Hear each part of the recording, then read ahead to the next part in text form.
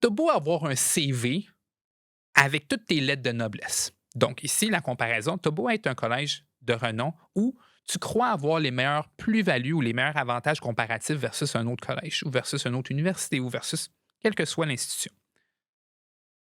Si tu y mets pas une touche de personnalité, une touche émotive, une touche de vrai, une touche de réalité, comment est-ce que tu veux que ton étudiant qui est bombardé de personnalités que lui aime dans son feed TikTok, employons les mots comme ils le sont, comment est-ce que tu vas te faire pour te démarquer? Temps d'arrêt, le podcast sur l'art et la science du coaching, animé par Coach Frank, présenté par Très Bon Point. Bienvenue à Temps d'arrêt. Épisode 105, recrutement, effet Deion Sanders, stratégie marketing, communication et perception des athlètes avec Rendal Sylvain Hernandez. Bonjour tout le monde, comme à l'habitude, c'est Coach Frank dans un environnement différent cette fois-ci qui est avec vous. Mon intention avec Temps d'arrêt, c'est de déconstruire tout ce qui touche de près ou de loin à l'art et la science du coaching, parce que ma mission personnelle, c'est de contribuer au développement des entraîneurs et entraîneurs francophones à travers le monde. Je pense que j'accomplis ça d'un côté à travers le podcast, mais aussi au quotidien à travers mes différentes responsabilités comme conseiller à la performance du coaching, professeur à temps partiel à l'Université d'Ottawa et mes études dans le domaine du développement des entraîneurs. Si tu es un nouvel auditeur ou une nouvelle auditrice de Temps d'arrêt, je t'invite à t'abonner, évaluer, commenter, partager le podcast sur ta plateforme préférée. Pour les auditeurs et auditrices loyaux de Temps d'arrêt, je vous dis un gros merci et comme à l'habitude, s'il vous plaît, be a friend, tell a friend, comme ils disent en anglais. Partage-le à tes amis. Ça va contribuer à tout le monde, à ton rayonnement et au développement du système sportif. Mon invité aujourd'hui, vous allez voir, ça va être une conversation dynamique, très appliquée, qui va parler de gestion de programmes sportifs. Donc, si tu es entraîneur, chef d'un programme particulièrement scolaire, tu as du recrutement à faire, directeur des sports, directrice des sports, directeur, directrice d'une fédération, ça va clairement être pour toi, ça va te parler parce que mon invité, c'est Rendal Sylvain Hernandez, associé fondateur chez Prosomo. Rendal dirige avec passion plus de 50 comptes en stratégie et planification marketing. Au-delà de son rôle professionnel, Rendal est un coureur dévoué qui vient tout juste de compléter un marathon assez rapidement et un père impliqué d'une petite fille. Il se distingue par son esprit critique, n'hésitant pas à contester l'opinion générale et l'opinion de Coach Frank, ça je peux vous le promettre, en recherchant différentes perspectives pour former une opinion bien fondée, même si elle peut s'avérer impopulaire. Fan inconditionnel des Canadiens de Montréal et des Spurs de Tottenham, Rendal est attiré par des individus compétents, authentiques et qui ont le don de raconter des histoires captivantes. Et c'est un peu tout ça qui l'amène à venir nous parler aujourd'hui de tous les éléments qui touchent au marketing et la stratégie de communication dans le recrutement d'étudiants athlètes principalement, de par son implication avec différentes organisations à travers le pays. Là-dessus, tout le monde, je vous remercie encore une fois d'être avec moi dans l'aventure de Temps d'arrêt. Et là-dessus, je vous souhaite un bon podcast. Ce qu'il disait par rapport au podcast de Paul George, c'est qu'il y a il y a maintenant une façon de réagir qui est nettement distincte maintenant comparativement à avant, où est-ce qu'on est en mesure de différencier l'athlète devant la caméra versus sur le terrain versus dans son milieu au quotidien. Puis dans son milieu au quotidien, avec Paul George ou d'autres athlètes, qu'est-ce qu'ils font dans leur podcast, c'est que tu te rends compte maintenant que c'est pas la même personne. Puis des fois, ce que tu vas voir avec certains athlètes sur son podcast, c'est qu'il faut que tu fasses une différence entre l'athlète, ses réactions et son comportement. Ses réactions et son comportement sont totalement deux choses distinctes. Un athlète, comment est-ce qu'il va réagir par rapport à une faute ou par rapport à une action qu'un autre athlète a commis vers lui, c'est totalement différent que son comportement au quotidien ou ce que lui il pense sur des sujets de la société ou ce que lui il pense sur un sujet de son sport.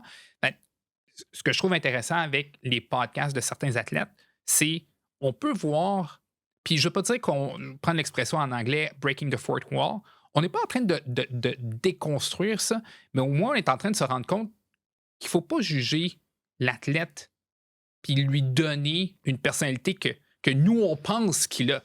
Ou on ne peut pas dire qu'un entraîneur, de la façon que son équipe a performé, c'est exactement ce qu'il pense. Une des choses qui me tape sur les nerfs, c'est de dire « Ah, cet entraîneur-là, il coach d'une façon défensive. Ah, cet entraîneur-là, il prône une stratégie qui est trop offensive. » Qu'est-ce que t'en sais? Parce que Qu'est-ce que tu sais de ça, toi? la performance que l'équipe va donner ne reflète pas nécessairement la stratégie qui a été mise en place justement pour combattre l'équipe qui était adverse. Peut-être qu'il n'y a pas eu de génération d'offensive, mais que ça a juste à donner que c'était deux stratégies qui se neutralisaient une et l'autre, là. Puis des fois, on perd cette dimension-là. Puis quand tu parles de la démocratisation de la voix des athlètes, Ouais. tu sais, comme je le vois un petit peu, puis je trouve ça vraiment intéressant. Où est-ce que c'est comme si les athlètes avaient finalement la chance de combattre le discours public qui était créé, puis j'utilise intentionnellement le mot créé ici, par les journalistes ou même les médias. Mais là, ce que tu dis est non seulement vrai, faut que tu rajoutes le vecteur opinion sociale ou faut que tu rajoutes ça parce que tu as les médias, mais l'opinion globale, sociale, qui dépasse un peu les bornes du sport. On le voit dans la NFL présentement avec je ne vais pas dire la saga, mais du moins avec Travis Kelce. Et Taylor Swift. La famille Kelce et Taylor Swift. Elle est impliquée dans le dossier pour les gens qui se posent la question. Le Taylor Swift a gravite autour des Chiefs. C'est ceux qui ne savaient pas. Juste un peu. On le voit maintenant que l'opinion publique a un énorme poids, mais peut-être pas autant qu'on le pense. Comparativement aux journalistes, comparativement à ce que des... J'aime beaucoup l'expression pour le soccer anglais, les pundits. Donc, les experts, pseudo-journalistes, columnistes. Bon. Ce qu'on remarque présentement, c'est que ces athlètes-là vont être certainement influencés. Est-ce qu'ils vont être influencés par qu'est-ce que... je vais prendre un exemple commun. Est-ce qu'un joueur du club de hockey canadien va être influencé par qu'est-ce que quelqu'un de la Mauricie va dire sur son Twitter à propos de lui? Peut-être pas.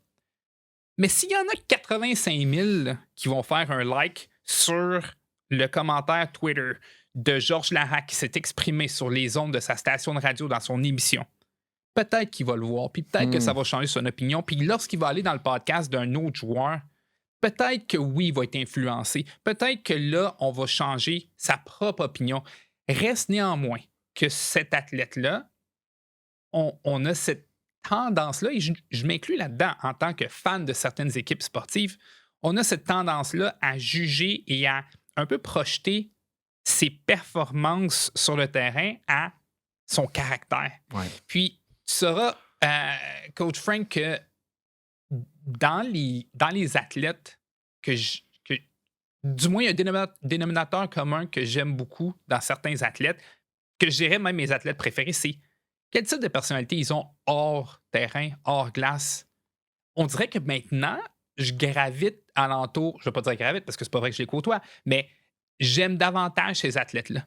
J'aime davantage l'athlète qui se comporte comme un humain respectueux, un humain non seulement humble, mais je veux dire un être humain qui est capable de, oui, relativiser des fois ou du moins peser le pour puis le contre dans ses dires. Ou, tu sais, des fois, tu vas le voir puis ça peut paraître des fois totalement niaiseux, qu'est-ce que je veux dire, mais comment est-ce qu'il va se comporter avec sa famille? Comment est-ce qu'il va intégrer sa famille dans des entrevues ou lorsqu'on le voit? Comment est-ce qu'il fait des signatures? Comment est-ce qu'il regarde les fans lorsqu'ils font ces athlètes-là des signatures?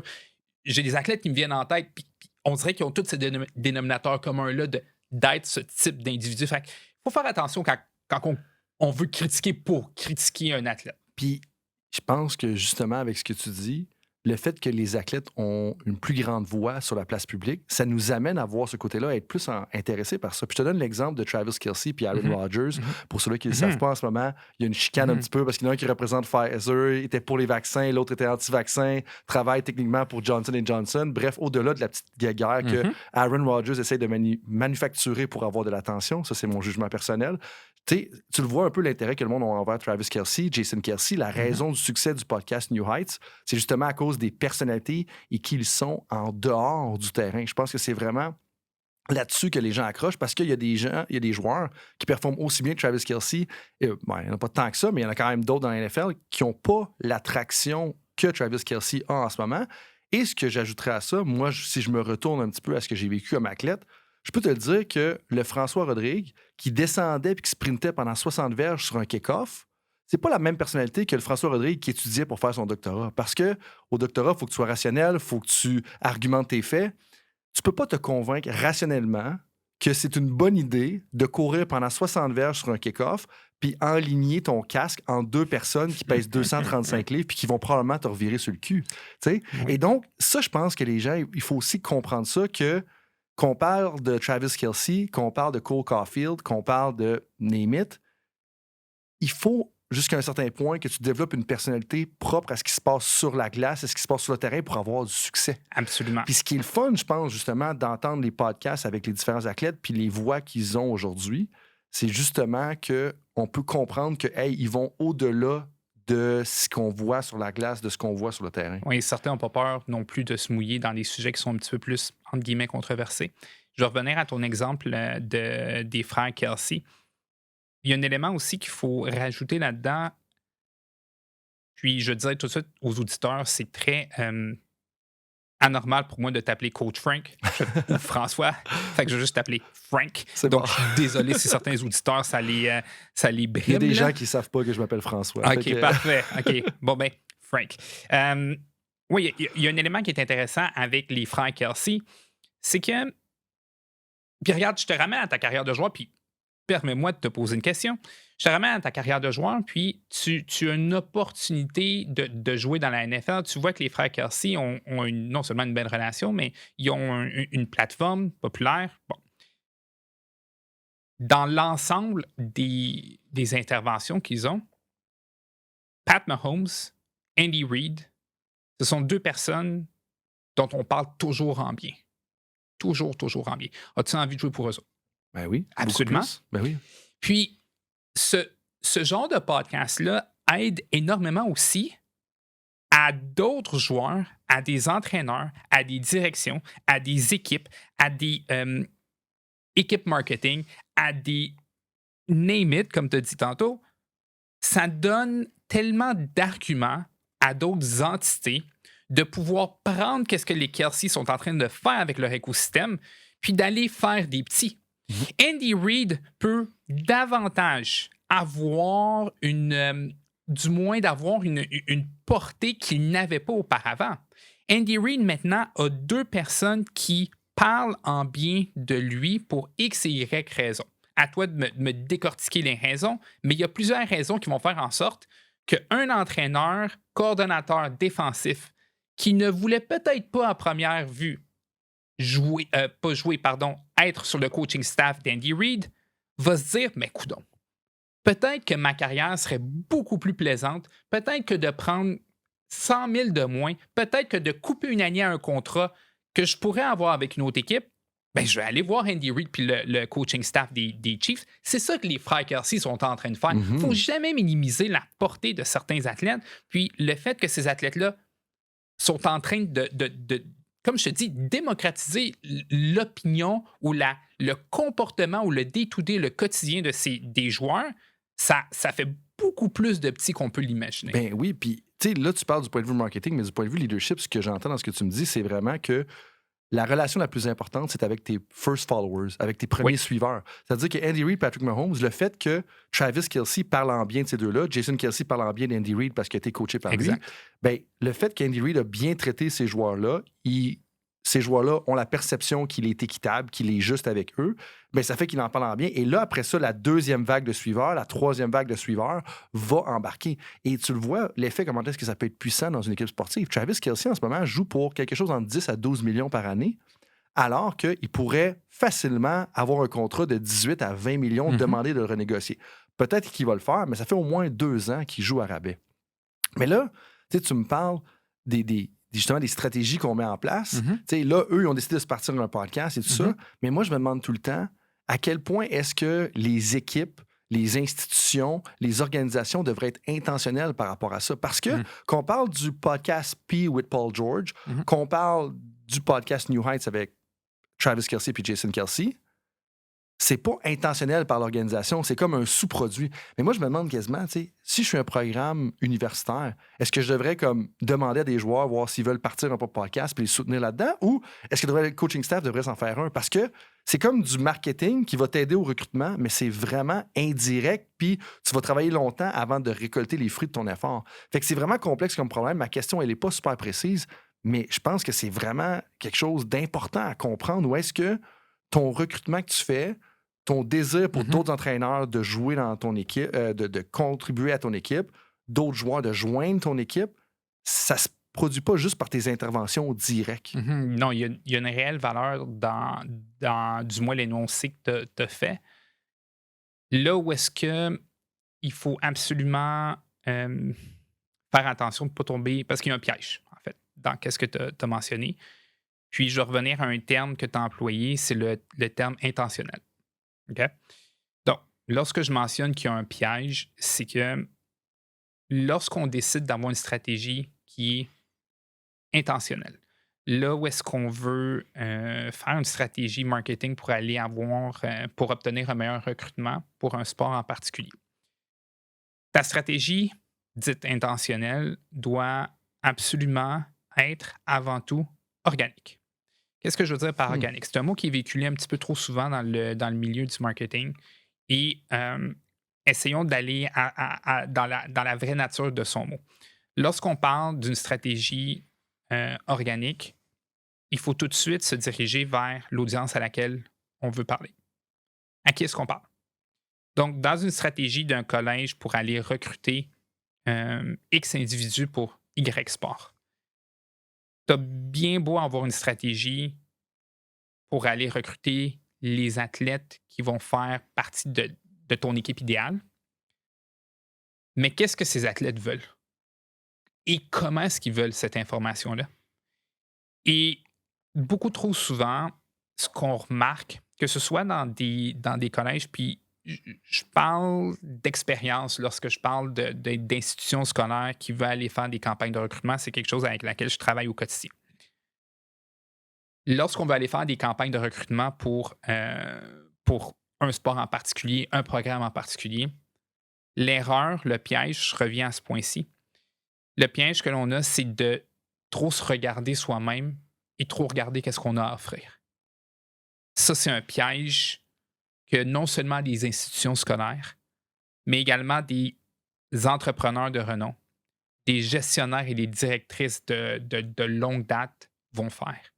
Trop regarder nos plus-values, trop se regarder et essayer d'exposer pourquoi est-ce qu'on est bon.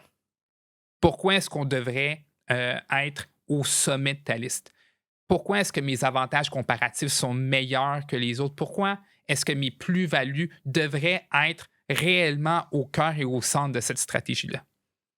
Au cœur et au centre d'une stratégie de recrutement doit être, en bout de ligne, l'athlète ou l'audience ou le public cible et rien d'autre.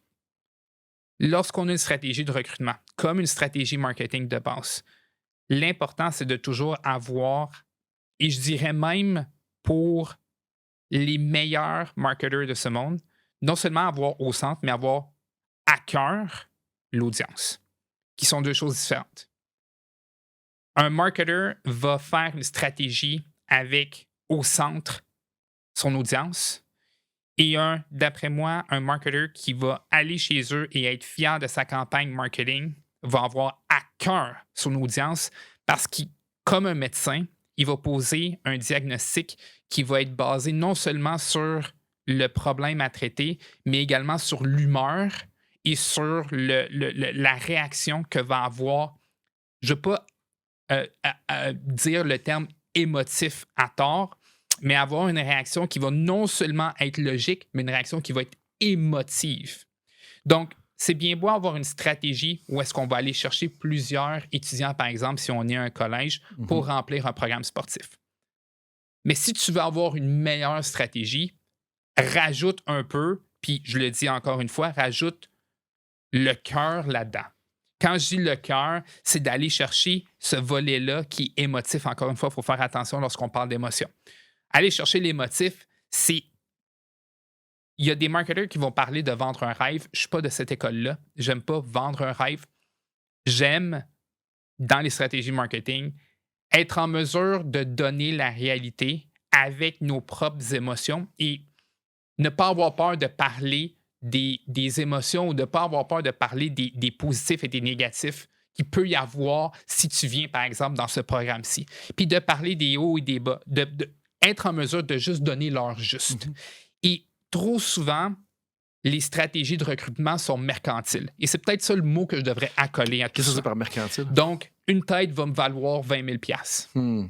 Un étudiant va me valoir tant. Ou si je vais chercher cet étudiant-là, je sais que le directeur du programme va faire en sorte que, parfait, c'est sûr que j'ai une année de plus à mon poste. OK, ce serait quoi l'inverse de ça? Tu veux dire la bonne façon de la faire? Ou la bonne façon Excellent. ou l'inverse de mercantile? Bonne question. Donc, la bonne stratégie ici à prendre, ce serait d'aller regarder, certes, l'étudiant type que vous voudriez avoir pour votre programme.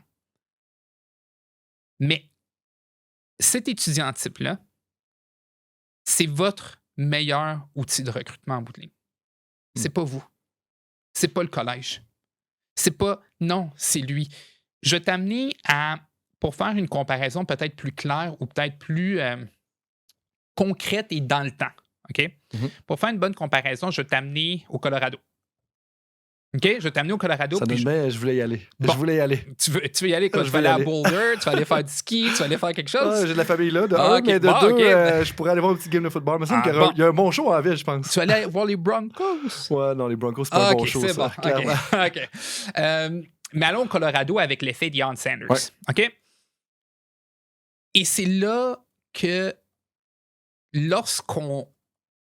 Bon, j'ai mes lunettes d'amateur de sport, j'ai mes lunettes de fan de football, mais si je porte mes lunettes professionnelles, Deion Sanders est là et prend l'exemple d'un étudiant. L'étudiant qui postule, l'étudiant qui remplit un formulaire, l'étudiant qui écrit un courriel pour prendre l'information.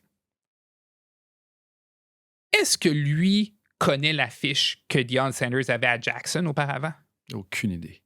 Est-ce qu'il savait pourquoi Deion Sanders était à Jackson? Est-ce qu'il sait c'est quoi Jackson? Est-ce qu'il sait pourquoi Deion Sanders s'appelle Coach Prime? Parce que son surnom, c'était Prime Time avant. Il n'a aucune idée. Bon. Et c'est là où est-ce que je veux en venir. Dans le sens, t'as beau avoir un CV avec toutes tes lettres de noblesse. Donc ici, la comparaison, t'as beau être un collège de renom où tu crois avoir les meilleures plus-values ou les meilleurs avantages comparatifs versus un autre collège ou versus une autre université ou versus quelle que soit l'institution. Si tu y mets pas une touche de personnalité, une touche émotive, une touche de vrai, une touche de réalité, comment est-ce que tu veux que ton étudiant qui est bombardé de personnalités que lui aime dans son feed TikTok, employons les mots comme ils le sont, comment est-ce que tu vas te faire pour te démarquer? Comment est-ce que tu vas faire pour ressortir parmi tout le brouhaha d'un étudiant sur son fil Instagram quand lui... Non, il ne faut pas oublier une chose. Les médias sociaux, actuellement, vont cibler leur audience par leur intérêt et affinité. OK? Oublions même la démographie, oublions ces aspects-là. De façon organique, le fil TikTok va te donner ce que tu veux selon ta consommation basée sur deux aspects, tes intérêts et tes affinités. Si tes affinités sont dans on va dire, le football et la culture hip-hop, oui, fort probablement que tu vas avoir des vidéos de Deion Sanders. OK? Fort probablement. Mais une fois que tu as cliqué sur Deion Sanders, puis que tu vois qu'est-ce qui a été produit comme contenu alentour de tout ça, TikTok voit ça, voit que tu écoutes les vidéos complets, qui est un autre élément clé, il va te pousser deux autres types de contenu. Il va te pousser du contenu de football ou il va te pousser du contenu médiatique football. Donc, il va te pousser les meilleurs hits de la semaine dernière, les meilleurs plaqués de la semaine dernière, ou il va te pousser du contenu de Pat McAfee qui était avec The Rock et Deion Sanders. Dans ces deux vidéos-là, Même si tu es un athlète collégien de haut niveau, ce qui t'intéresse le plus, c'est Pat McAfee avec The Rock et Deion Sanders. Toi qui es l'école qui veut recruter cet élève-là, tu te positionnes où là-dedans? Comprends-tu que il y a ce côté-là, puis je reviens à ce que je disais auparavant, puis peut-être que je me suis mal exprimé, puis j'ai peut-être pas été assez concret. Mais dans une stratégie de recrutement, lorsqu'on va aller chercher je m'excuse l'anglicisme, ce stand-out player-là, ce joueur collégien, universitaire qu'on veut aller chercher, puis on veut aller chercher d'autres joueurs similaires à lui ou à elle. Lorsqu'on veut aller le chercher, comment plus que démontrer mes plus-values en tant qu'organisation scolaire, comment plus je peux la chercher, la trouver, ensuite changer sa perception et ensuite le convaincre. C'est 3 étapes, là. Ouais. C'est me mettre sur la map, puis je vais vulgariser, me mettre sur la map, l'influencer, l'acquérir. Comment je vais faire ces 3 étapes-là? C'est pas juste en montrant mes plus-values, c'est pas juste en disant « Hey, je suis allé chercher un super bon coach avec une bonne feuille de route. » Parce que si justement tu fais juste montrer tes plus-values, c'est pas vrai que le jeune de 17 ans ou la jeune de 17 ans va s'engager dans ton contenu, va écouter les vidéos jusqu'à la fin. Puis c'est là que tout à l'heure tu parlais, puis je me disais quasiment que probablement la meilleure façon de recruter dans ce cas-là, c'est de s'assurer que les personnes qui sont dans ton programme, si on fait un lien avec ce qu'on disait sur Travis Kelce tout à l'heure ou Jason Kelce, qui en parlent tellement bien qu'eux partagent du propre contenu sur leur plateforme. Et là, tu vas aller chercher les gens qui sont proches d'eux parce qu'eux, ils veulent... Les personnes que tu essaies de recruter, tes stand-out-là, ils vont consommer du contenu des athlètes qui sont déjà peut-être sur ton programme ou des entraîneurs qui sont déjà sur ton programme. Ça me fait penser à une histoire que j'ai entendue cette semaine. Sans être trop dans les détails pour pas qu'on puisse s'identifier, mais il y a un programme qui essaie à chaque année de recruter les meilleurs joueurs de leur sport à travers la province. Et puis, ils se sont rendus compte que la meilleure façon de recruter, là, c'était en fait que les parents qui sont déjà associés à leur programme parlent en bien aux autres parents de leur programme. Mais c'est un peu ça. Oui, c'est pas dans les médias sociaux cette dynamique-là, mais c'est la même dynamique dans le sens que les meilleurs recruteurs pour leur programme ont été les parents des athlètes qui sont déjà avec le programme, qui parlent ensuite à ceux-là et celles-là qui essayent de se joindre dans les années à venir, la prochaine année ou dans 2 ans. Mais c'est impossible pour moi de nier ce que tu dis, parce qu'en bout de ligne, ce que tu dis, c'est une autre forme de ce que les médias sociaux sont. C'est juste... quoi, c'est la terrasse de l'église ou le perron de l'église? Ou certains vont dire l'agora, ou certains... Tu sais, il y avait des termes auparavant pour ça, où est-ce qu'on pouvait se réunir, puis jaser, collaborer, parler. C'est juste que maintenant, ça se passe davantage sur les médias sociaux. Puis je dis pas que c'est la bonne chose. Je dis pas que c'est uniquement ça comme stratégie qu'il faut employer. Absolument pas. Je dis que faut se rendre à l'évidence. Les jeunes entre 15, puis là, je vous parle d'une façon très statistique pure et dure. Les jeunes entre 15 et 24 ans sont beaucoup plus réactifs à une publicité sur les médias sociaux. Puis on parle de 8 points, puis je m'excuse, là, 8 points quelque chose sur 10, puis je veux pas induire en erreur. Parce qu'on allait te chicaner. Ben merci, OK, parfait. Merci je m'excuse pour tout le monde tout de suite. 8 points quelque chose sur 10, on va dire 8 sur 10. 8 sur 10 de prendre une décision à la suite d'une publicité qui, en anglais, ils vont dire qui les a moved, qui les a... Emballé, emballé, OK, on va dire emballé pour les biens, puis je suis pas mal sûr que l'ensemble de tes auditeurs vont avoir compris. Puis c'est ça la différence entre, même si on souhaite être logique, cohérent dans une pub, on remplit la moitié de l'objectif. On ne va pas rejoindre la totalité. Il faut avoir des éléments qui vont faire en sorte que l'étudiante fasse « Oh, wow! OK, je veux partager ça à ceux qui sont comme moi, ceux qui sont similaires à moi. » Puis en bout de ligne, ça crée un mot que je t'ai déjà parlé, ça crée une toile. Il faut qu'une organisation puisse créer sa propre toile. Sa propre toile, comme tu as mentionné, peut être avec des parents. Elle peut être sur les médias sociaux. Elle peut être au travers des activations qu'ils vont faire dans une école. Quand je parle d'activation, c'est de faire une série d'événements ou ça peut être au travers d'une fondation. Ça peut être au travers avoir un porte-parole de renom. Qu'est-ce que Deion Sanders est un peu Hein? Tout à fait. Puis si je peux ajouter du poids, quand tu dis que Deion Sanders là, est un porte-parole de renom, là, juste pour donner des stats. Okay, j'en ai 3 là-dessus, puis parce que je veux qu'on approfondisse ça, parce que je pense que c'est une étude de cas qui nous permet de comprendre un peu la game du recrutement. Première chose, pour ceux qui n'ont aucune idée là, de ce qui se passe au niveau du football collégial américain en ce moment. L'équipe a vendu tous ses billets de saison en date d'aujourd'hui pour la première fois depuis 1993. Suite à l'arrivée de Deion Sanders, il y a eu une progression de 58 000 abonnés à Colorado University à aujourd'hui plus de 1 million d'abonnés pour l'institution. Et il y a eu une augmentation de 40% des applications hors État. Ça veut dire que chaque application pour l'Université du Colorado représente 30 000 $ de plus par tête.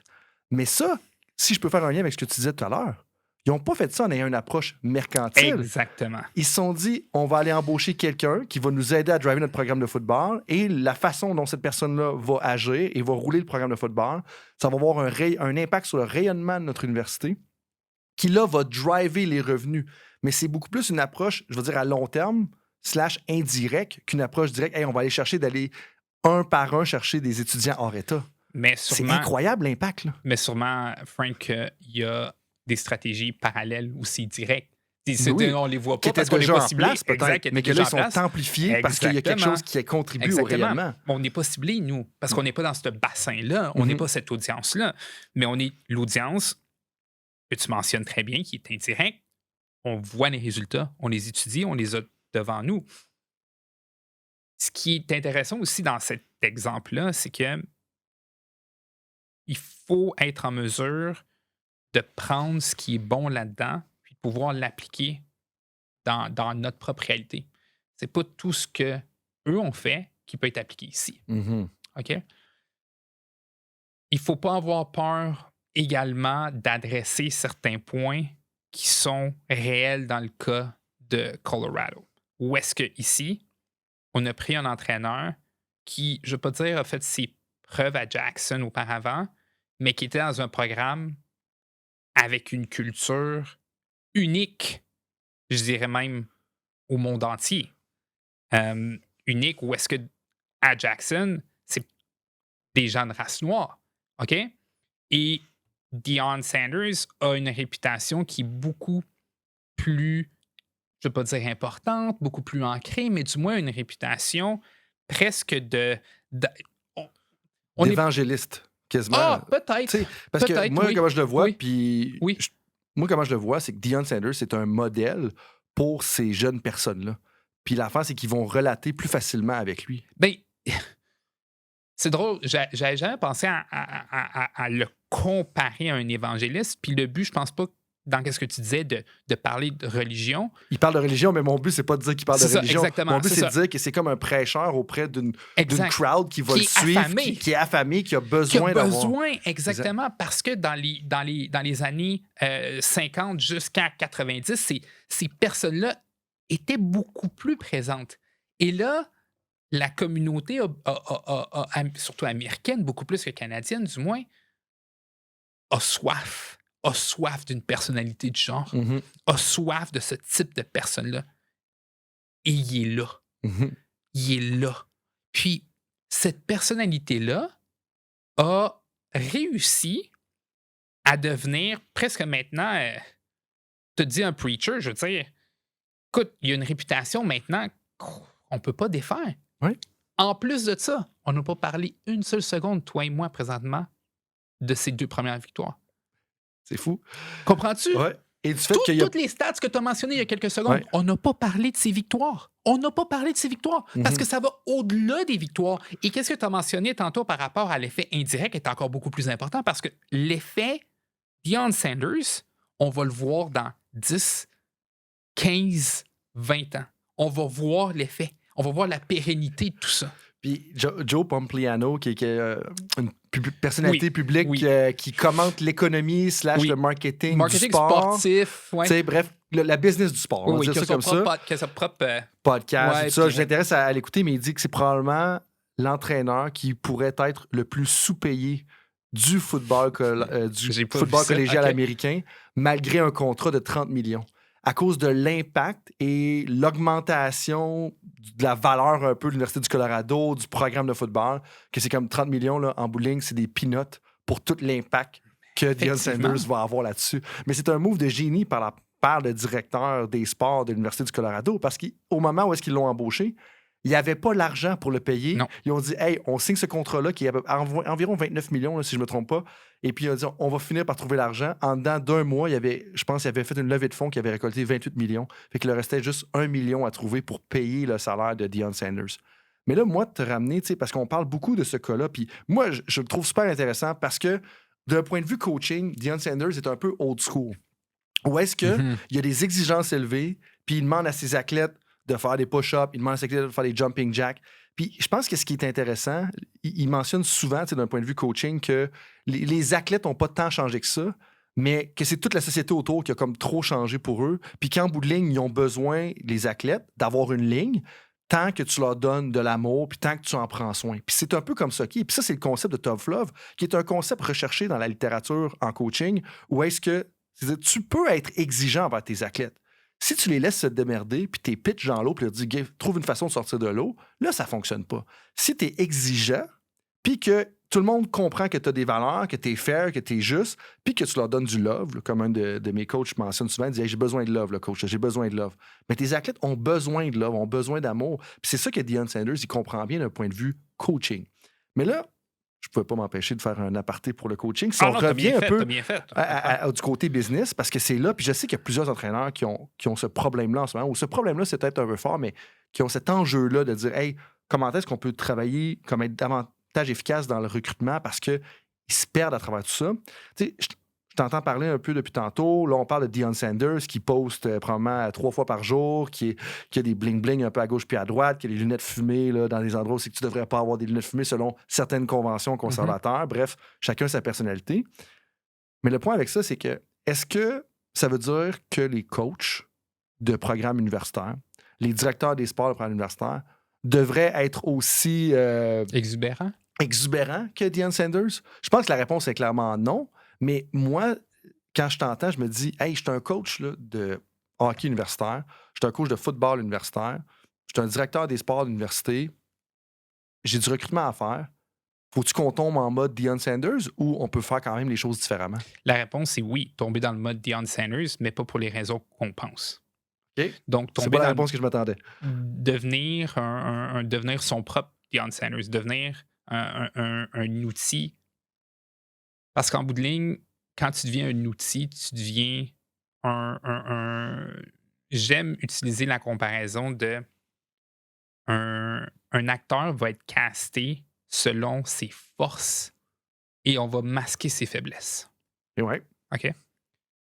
Deion Sanders, on montre ses forces, mais on ne montre jamais ses faiblesses, du moins pas pour tout de suite. Peut-être dans 4, 5, 6 ans, où est-ce que les médias vont vouloir parler de saison peut-être plus difficile de Colorado, peut-être qu'on va parler davantage de ses faiblesses, peut-être de coaching. Regarde, c'est pas mon domaine d'expertise. Mais la formule Deion Sanders, qu'est-ce qui est intéressant? Ici, c'est on met de l'avant nos forces et on masque nos faiblesses. Si on va aller chercher un athlète de haut niveau, ou si on veut aller du moins avoir l'opinion publique de notre audience de notre côté, mettons de l'avant nos forces. Deion Sanders, qu'est-ce qu'il a compris? C'est que lui a une voix extrêmement forte, puis je reviens à cet exemple-là. Il a une voix extrêmement forte auprès de la communauté afro-américaine. Il va faire tout ce que la communauté afro-américaine aime. Il va faire tout ça pour eux. Et ensuite, s'il y a d'autres communautés qui s'intéressent à ça, puis vraisemblablement, c'est le cas, OK? Moi, je suis intéressé par rapport à ça. Je ne cadre pas là-dedans. Exact. Mais tant mieux. Tant mieux. Mais son audience numéro 1 est les Afro-Américains. La façon qu'ils se comportent, il ne faut pas avoir peur des mots, c'est comme ça. Puis, il n'y a aucun mal là-dedans. Il n'y a aucun problème là-dedans. Là où est-ce qu'il y a un mal là-dedans, c'est que si tu veux prendre la personnalité de quelqu'un que tu n'es pas et que tu essaies de te vendre sur des éléments qui ne fitent pas ta personnalité, ton cadre de ce que tu es réellement. Ouais. Donc, d'une façon très concrète, ce qu'on devrait conseiller, c'est on est un outil. Moi, je suis un outil pour l'entreprise que j'ai. Comment est-ce que je veux aller chercher les meilleurs dans leur domaine en marketing? Comment est-ce que je fais? Comment est-ce que moi, je me comporte? Comment est-ce que je communique? Comment est-ce que je deal avec des situations qui sont difficiles, des situations qui sont plus faciles? Ce que je vais faire va déjà donner une bonne indication de qui est-ce que je vais avoir comme appliquant. Si je m'habille d'une certaine façon, si je parle avec des termes, je ne vais pas dire de région ayant grandi à Shawinigan, mais, Puis là, tu parles avec de la Beauce. disons que Le gars de disons que ma Shawinigan voix, est rendu loin. disons que ma voix trahit un peu ma culture. La façon dont je me présente est extrêmement importante parce que c'est la première chose qu'un athlète, une étudiante va voir à propos de toi. Mhm. C'est la première chose. Puis, une des choses que des fois, il faut corriger nous autres en société, c'est de juger au premier regard. Et bien malgré nous, Frank, c'est quelque chose qu'on fait. Tu le fais, je le fais, on le fait tous. Oui, puis des fois, le premier regard, ça va revenir au premier regard que tu vas avoir eu de cette personne-là sur les médias sociaux. Exact. De là, exemple, un gars comme Nick Saban en ce moment, qui a décidé d'aller joindre À au Pat Pat McAfee. McAfee Show, pensez pas que c'est par hasard. là. Ben C'est non. clairement intentionnel, délibéré, stratégique pour changer un peu le profil. Je suis tellement content que tu dises Nick ça. Saban, c'est le coach qui a le plus de succès dans l'histoire du football collégial américain, qui a peut-être 65, 70 ans, là, il doit être proche du 70, Proche du je 70, pense. oui. Très dynamique, tout ça, mais clairement, le fit, on va dire fit avec une personnalité quand même assez différente de celle-là de Deion Sanders, là, pour dire c'est quasiment l'opposé du spectrum. Oui. Mais justement, lui, il va changer. Ben, pas il va changer, mais il va rester lui-même, mais il va joindre les programmes qui vont rejoindre un auditoire un peu différent. Je suis d'accord avec toi. Puis plongeons là-dedans 2 petites secondes. Parce que j'adore ton exemple pour diverses raisons. La première, Nick Saban, coach où? Alabama. Excellent. Comment est-ce que Pat McAfee s'habille lors de ses podcasts? Avec une camisole noire et. à chaque émission. Je me suis dit peut-être que je préfère ça pour temps d'arrêt, mais je me Non, suis dit que ça absolument se pas. pas avec ma personnalité. Absolument pas. Ce serait déplaisant. Déplaisant là, quand même. là. J'ai déjà eu des bonnes épaules. là. Nick Saban va faire son podcast. Excuse-moi. Pat McAfee va faire Ouais. son podcast en ayant Nick Saban là. Mettons, là, a priori, à premier regard, t'as une dichotomie, là, claire. Mhm. T'as une dichotomie entre les deux. Mais les deux sont authentiques à ce qu'ils sont. Puis tu peux continuer. Pat McAfee a un super résumé. Nick Saban respecte son résumé. Mhm. C'est deux, je vais pas dire deux têtes de football parce que tu connais plus le football que moi. Si moi, en tant que fan de football, je creuse et que j'étudie Pat McAfee, comment est-ce que lui analyse un match et comment est-ce que maintenant, ses interventions, Nick Saban parle, il y a des points en commun. C'est deux personnes qui ont une intelligence du sport Mhm. et je suis certain, du moins c'est mon hypothèse, que les deux se respectent sur ce plan-là. Et là, Nick Saban s'associe à ça. Qu'est-ce que vous pensez que ça fait auprès de la communauté de joueurs peut-être plus exubérants qui doutaient de l'Université Alabama avant de s'inscrire puis qui regardaient davantage Georgia, qui regardaient Auburn? Ben, moi, je pense qu'ils voient le programme d'Alabama, ils se disent que c'est moins un programme de vieux, potentiellement. Moins un programme de stock-up. Ben, on pourrait dire de stock-up, Exact. conservateur, Exact. un peu plus progressiste, finalement. Exact. Puis, hey, finalement, Pat McAfee, qui a de jaser avec Nick Saban, hey, finalement, il est quand même cool. Il est capable de faire des jokes, puis, tu sais, il est quand même. T'as tout compris. Il fait rayonner sa personnalité davantage. Puis Nick Saban, moi, en passant, c'était mon idole de coaching là, dans le temps que je coachais le football. J'étudiais toutes les façons, les vidéos, puis comment il enseignait, comment est-ce qu'il parlait à la couverture. C'était out of face, in face, dépendamment comment tu vas jouer le ballon, tu sais. Puis c'est un gars qui a un dry humor, dry sense of humor, je sais Oui, pas comment le puis dire on en le voit. français. Je veux dire, oui. Puis il y a mais quand Pas tu le vois, sarcastique, mais c'est ça, quand même mais assez... quand tu l'entends parler pour la première fois, t'as pas l'impression que c'est un gars qui peut quand même être drôle, puis qui est recherché. Là. Le gars, à chaque semaine, il parle avec un psychiatre et un psychologue du sport pour améliorer ses interventions avec son équipe. Comme, c'est fou, là. Combien de coachs sur la planète, dans tous les sports, incluant les sports olympiques, parlent à un psychiatre et un psychologue sportif à toutes les semaines pour orienter leurs interventions. Fait que ce gars-là, mon point est de dire que, un, il est plus drôle que le monde pense à première vue, et deux, il est beaucoup plus recherché que le monde pourrait penser et beaucoup moins conservateur que le monde pourrait penser. Parce que faire ça, c'est progressiste. Et l'affaire du psychiatre et du psychologue, là, ça date pas de 2022. Là. Ça date du temps que je coachais, ça veut dire 2014, 2015, 2016. Du moins, pour le psychiatre là, ou quelque chose comme ça, un des deux. En tout cas, bref, ça date d'il y a quand même longtemps. Mon point est de dire que cette présence-là, ça lui permet de faire rayonner justement sa personnalité qui était déjà là à la base. Donc, c'est pas quelqu'un de nouveau. Mhm.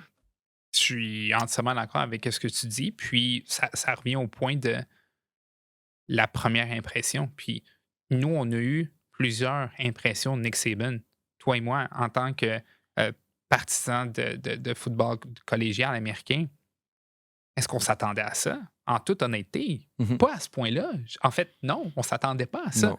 On se serait attendu à ça de Darius Butler. On se serait attendu à ça d'autres personnalités, mais de Nick Saban.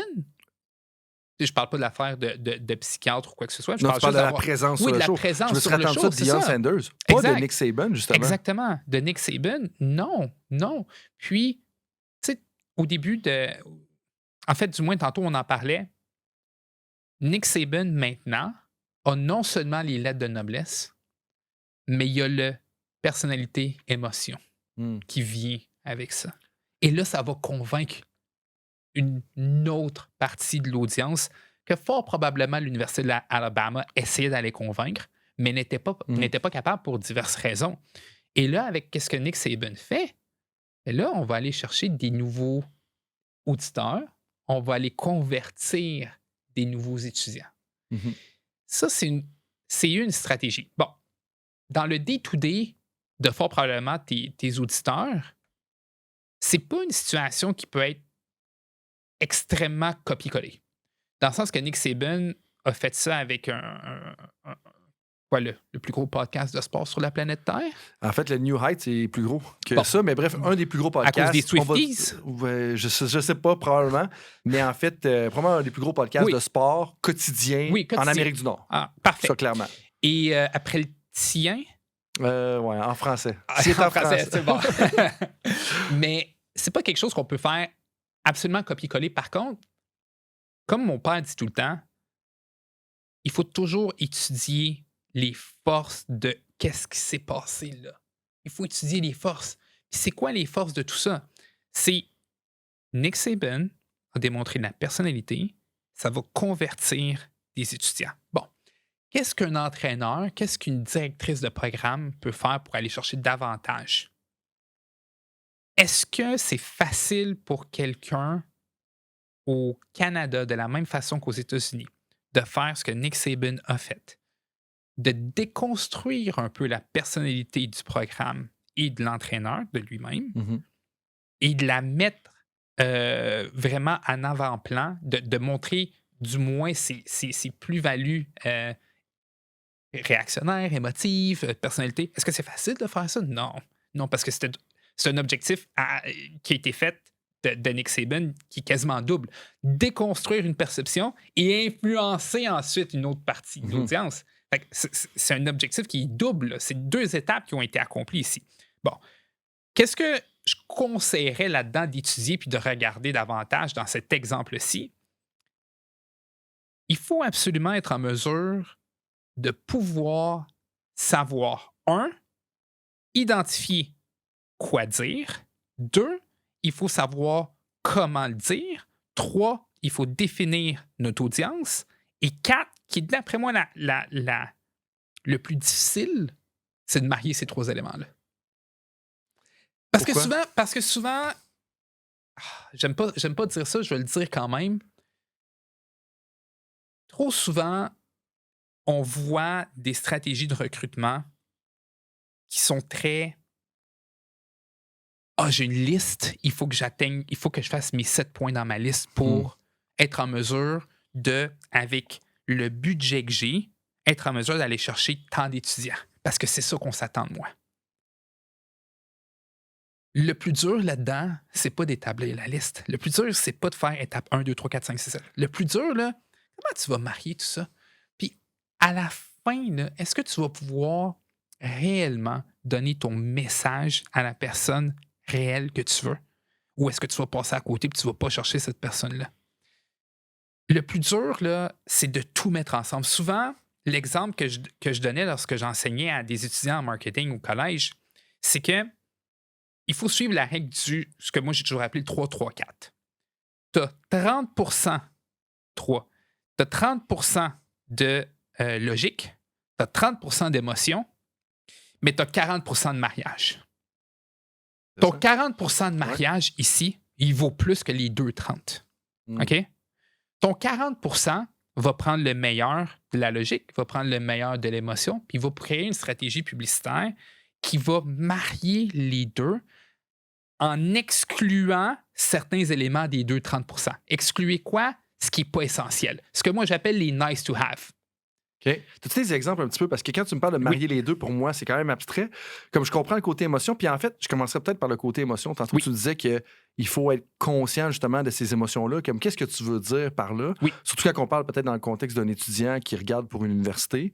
Puis après ça, le mariage des deux. Parce que de marier le rationnel et l'émotionnel, il y en a qui vont dire que c'est comme quand même difficile, mais c'est un peu ça que tu fais au quotidien. Oui, c'est exactement ce que je fais au quotidien. Puis, tu me poses la question dans un aspect qui, pour plusieurs, va être très difficile. Puis la raison pour laquelle c'est très difficile, c'est que la façon qu'on l'aperçoit généralement, quand je dis on l'aperçoit, je parlais beaucoup avec des gens de mon bureau, de mon cercle près qui travaillent avec moi. OK? La façon qu'on la voit, c'est que le côté émotionnel dans une stratégie marketing est rarement écrit sur papier. C'est rarement quelque chose c'est rarement des éléments que tu vas être en mesure de mettre le doigt dessus. Souvent, ça va être quelqu'un hors de ton cercle qui va amener ce côté émotif-là. Pour un exemple extrêmement, je veux dire, précis, on a beau avoir... En fait, dans mon rôle, j'ai beau avoir un rôle de créer des stratégies marketing et de dire, pour aller rejoindre un public cible X, on doit être présent sur Radio-Canada, Nouveau, TikTok, Snapchat puis Spotify. Ça, c'est mon rôle à moi. Ça, c'est mon rôle à moi parce que je sais, de par les études, de par les statistiques, où se trouvent ces gens-là. Où se trouvent, prenons le cas des plus jeunes, puis je vais aller avec les 18-24 ans. OK? Je sais où se trouvent les 18-24 ans. Je sais qu'est-ce qu'ils consomment parce qu'il y a des études. J'ai du matériel à étudier, puis je peux poser des conclusions ou du moins des hypothèses. OK? Mm-hmm. Quand je crée ma stratégie pour aller les chercher, pour moi, c'est facile parce que je l'écris. Je l'écris. C'est facile pour moi d'écrire la stratégie, de dire je vais créer une publicité de 30 secondes qui va s'adresser aux 18-24 ans de la région du Grand Montréal et je vais aller chercher les athlètes d'excellence qui performent dans tel sport. Facile, ça. OK? Qu'est-ce qui est difficile, c'est de créer l'émotion. Et souvent, ça ne viendra pas de moi. Ça va venir d'un vidéaste. Ça va venir d'un directeur artistique. Ça va venir de tout ce qu'on pense qui est inutile, mais qui va faire en sorte que le côté émotion va être meilleur. Puis, quand je dis inutile, c'est qu'à tort, il y a beaucoup de directrices et d'entrepreneurs qui ne voient pas l'essence de ça, qui ne voient pas le bon de cet aspect-là, de ce côté, oui, artistique-là. Peut-être qu'artistique est un meilleur mot que émotif. OK? Dans ce cas-ci, il faut être en mesure de parler le même langage que notre audience.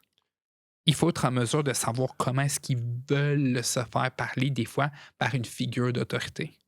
Et c'est souvent pas ce qu'on pense, nous, en tant que figure d'autorité, qui est la bonne chose à faire. Puis en tant que gestionnaire, ça fait peut-être 20 ans que tu es dans une gestion universitaire, la gestion d'un établissement. Est-ce que tu es vraiment bien placé pour parler à des jeunes adultes de 18 à 24 ans? Puis tu n'es peut-être même pas conscient de la perception que les gens ont quand tu vas les approcher. Et c'est là que d'avoir des opinions divergentes. Tu dis ça, oui, dans un département, d'avoir des personnes un peu plus artistiques, mais je le vois aussi dans un coaching staff, que tu peux pas recruter ou faire du marketing avec un checklist. Oui, il y a un checklist à faire, puis c'est un petit peu ce que tu disais tout à l'heure. Il y a une to-do list à faire. Tu as une to-do list à faire. Clairement qu'il y a des tâches à faire, mais des fois, ça te prend la personne qui est peut-être moins efficiente par minute, là, comme moins d'unités de productivité par minute, mais qui va être divergente dans ses pensées, puis qui va comprendre un peu plus le sous-texte et le vibe, justement, de ces personnes-là. Tu as entièrement raison. On dirait que je l'ai dit tellement souvent, tu as entièrement raison, mais je m'excuse. Ça doit faire le fait que ça fait 10 ans qu'on se parle. Je pense que c'est peut-être ça qui a un impact là-dessus. Mais tu sais, moi, je le vois juste avec le rebranding de Temps d'arrêt. Tu sais, comme le cover est différent, le site web est différent, mais tout ça a changé parce que, comme on a pris le temps d'aller chercher quelqu'un complètement dans le champ gauche, qui est vraiment directeur artistique, puis ça en a un style qui est différent. Je suis pas en train de vous dire que c'est parfait, mais clairement qu'il y a une vibe un peu plus émotionnelle. Puis l'évolution, on l'adore, mais on n'aurait jamais été là si nous, on y avait pensé. Puis le point avec ça, c'est que, bon, newsflash, là, tout le monde, je suis quelqu'un de plus rationnel, cartésien, qui aime lire des articles. What a shocker! Complètement, tout le monde est complètement surpris et ébahi par ça.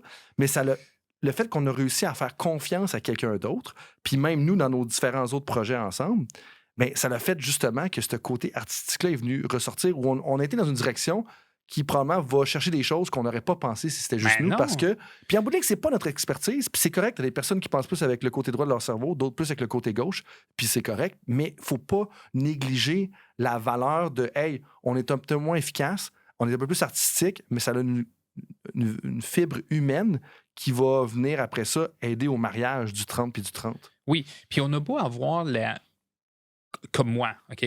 On a beau avoir la notion de l'importance de ça. Ça veut pas dire que j'ai la notion de l'importance de ça que je suis capable de le faire. Mhm. Puis ça, c'est un autre piège. Ouais. OK? Je suis probablement aux yeux de plusieurs, en tant qu'être humain, quelqu'un qui va être très créatif, puis quelqu'un qui n'aura pas peur de sortir un peu des sentiers battus. Mais quand il vient le temps de faire une stratégie marketing, je mets au défi n'importe qui de venir faire une stratégie, pas contre moi, mais comme me défier. Mais quand vient le volet artistique et créatif, bien malgré le fait que je projette une image de ce type-là, je ne suis pas la meilleure personne pour ça. Je suis absolument pas la meilleure personne pour ça. Même dans mon propre foyer, je suis pas la meilleure personne pour ça. Fait que il faut que je sois en mesure, moi, de m'armer avec des gens qui vont être en mesure de sortir de ces sentiers battus-là et de créer une fibre émotive ou d'aller chercher un côté artistique qui va davantage communiquer à mon audience. Puis, c'est tout à fait vrai dans toutes les sphères, ou du moins dans toutes les audiences qu'on veut aller cibler. Puis, je te dirais que la dernière erreur, puis je vais essayer de boucler la boucle avec, je pense, la question initiale lorsqu'on parlait de Deion Sanders, comment est-ce qu'on peut aller faire du meilleur recrutement ou comment est-ce qu'un entraîneur peut faire un meilleur recrutement. Tantôt, je vous ai parlé de 30% logique, 30% ce que j'ai appelé émotif, qu'on peut catégoriser aussi par artistique, puis 40% va être la relation des deux.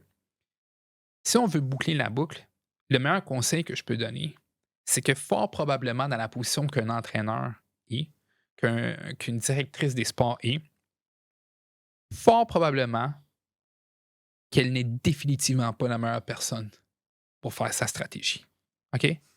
Puis, c'est pas pour prêcher pour ma paroisse ou pour prêcher pour mon domaine d'expertise. OK? Mais si j'ai des problèmes de couple, fort probablement, je ne suis pas le meilleur pour me conseiller moi-même. Des bonnes chances. OK? Si j'ai des problèmes de couple, je vais aller voir un spécialiste, thérapeute, psychologue ou quoi que ce soit. Tu as eu des blessures de sport récemment? J'ai eu des blessures de sport récemment. OK? On s'en parle. Mais qu'est-ce qu'on se dit tout le temps? Consulte un spécialiste. Je suis capable de te guider. Je suis capable de te dire qu'est-ce que moi j'ai vécu. Je suis capable de te dire qu'est-ce que les différences ou les changements que ça a fait dans ma carrière, dans ma vie. Je suis capable de te diagnostiquer et de te dire qu'est-ce qu'il faut que tu fasses pour que tu te remettes en bonne forme. Probablement pas. Va voir un nutritionniste, va voir un médecin, thérapeute, physiothérapeute. Vas-y les voir. Ben, il ne faut pas avoir peur en tant que directrice, directeur des sports, entraîneur, directeur général. Il ne faut pas avoir peur d'aller chercher ces ressources-là. Puis des fois, ça n'a pas besoin d'être une intervention qui va demander 500 heures sur un an. Parce que, regardez, tu sais, juste la conversation qu'on a en ce moment, plus les conversations qu'on a eues dans le passé, comment est-ce que c'est des petits nudges, des petites interventions, des petites conversations qui t'amènent dans une place complètement différente, qui va faire après ça que quand tu vas retourner dans ton département des sports, puis que tu vas parler à la personne en marketing puis en communication, ben, tu vas avoir une orientation. Puis des fois, ça peut être 1, ça peut être 3, ça peut être 6, ça peut être 10 conversations qui vont aider justement à nudger dans une direction complètement différente que si tu y avais été par toi-même. Mais s'il y a un élément, comme dans lequel tu dis, oui, j'avais promis que j'allais boucler la boucle, là. je tiens pas mes Correct, promesses. c'est ma job de faire ça. Je tiens pas mes promesses, mais si on est capable juste de définir à qui on s'adresse, Mhm. ça va tellement, ça aide tellement. Tu sais, je vais me permettre là, de prendre une petite minute là, pour dire à quel point c'est important puis combien est-ce qu'il y a de corps de métier là-dedans. Moi, je m'occupe de faire une stratégie, OK? Je vais te donner un chiffron là, pour Ouais. aider les auditeurs et auditrices. Disons, j'ai 50 clients. J'ai 50 stratégies à penser au courant de l'année actives. OK? Pensez-vous que j'ai le temps de faire toutes les audiences de chacun de mes clients? Non. Je ne connais pas leur day-to-day, mes clients. J'ai besoin de leur aide. Mhm. Donc, vient ensuite une communication que j'ai à avoir avec le ou la cliente, à savoir quelles sont tes audiences. Une fois que les audiences sont bâties, chacune des plateformes sociales et ou chacune des stations télé-radio ou chacun des magazines, chacun des journaux spécialisés ont des sous-secteurs définis pour des audiences différentes. Bon, gardons ça en tête. Je sais qu'est-ce que je t'ai mentionné, Frank. C'est 3 quarts de métier. 3 quarts de métier. Te rends-tu compte? Comment est-ce qu'un directeur ou une directrice ou un entraîneur peut réussir à faire sa job au day-to-day puis à faire 3 autres corps de métier que j'ai au bureau? Mhm. Comment? Je suis même pas capable de le faire moi-même. Puis je suis payé, certains diront trop grassement payé, pour faire ça. Donc, Ouais. comment est-ce qu'un entraîneur peut se mettre ce fardeau-là sur les épaules, continuer à faire ce que vous êtes excellent à faire? Il va y avoir une personne, moi, quelqu'un d'autre, qui va venir vous poser les bonnes questions, Ouais. soutirer le maximum de vous, créer une stratégie alentour de vos forces et les forces de votre institution pour aller recruter les étudiantes que vous souhaitez avoir. Puis là, la roue va commencer.